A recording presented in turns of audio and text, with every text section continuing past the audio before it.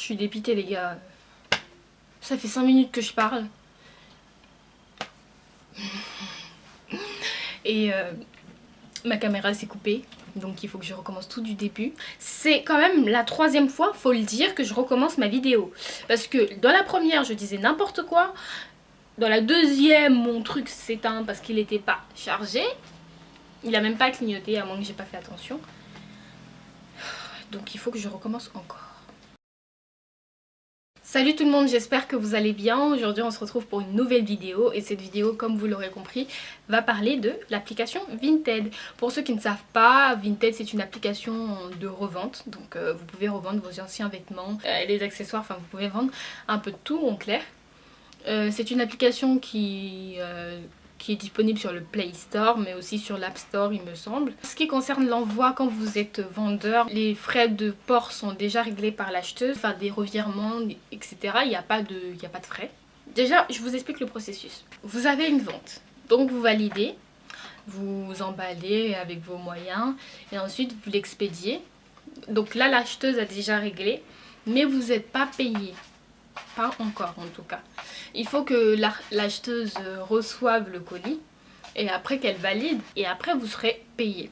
Mais quand vous serez payé, vous serez d'abord payé sur votre porte-monnaie et après vous pourrez décider soit de le garder dans votre porte-monnaie, ce qui vous permettra d'acheter directement sur l'application, soit vous le revirez sur votre compte bancaire, c'est ce que moi je fais. Donc comme vous pouvez le voir, il y a un fil d'actualité. Vous avez la possibilité de mettre en favori ou non.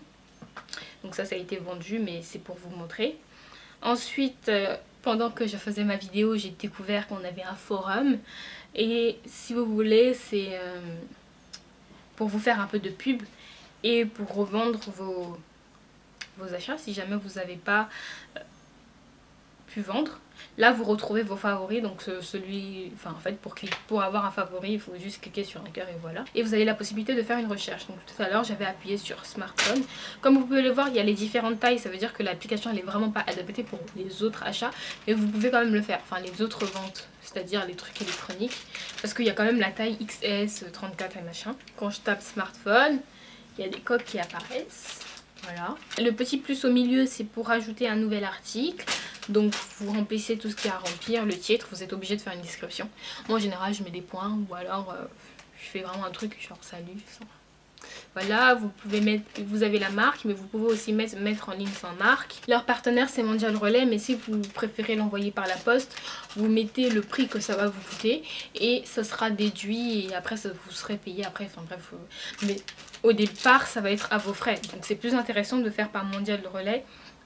Parce que là directement tout est payé, vous n'avez plus qu'à imprimer la feuille, de le déposer avec le colis et c'est bon, et tout est fait quoi. Donc après vous avez la messagerie, donc ça c'est les messages. Par exemple là c'est j'ai une vente, l'acheteuse a acheté, donc là il faut que j'imprime mon petit bordereau d'envoi, c'est une brosse que j'ai vendue. Là c'est les notifications, quand quelqu'un marque comme favori votre article par exemple. Et ça c'est mon profil, vous ne moquez pas de ma photo.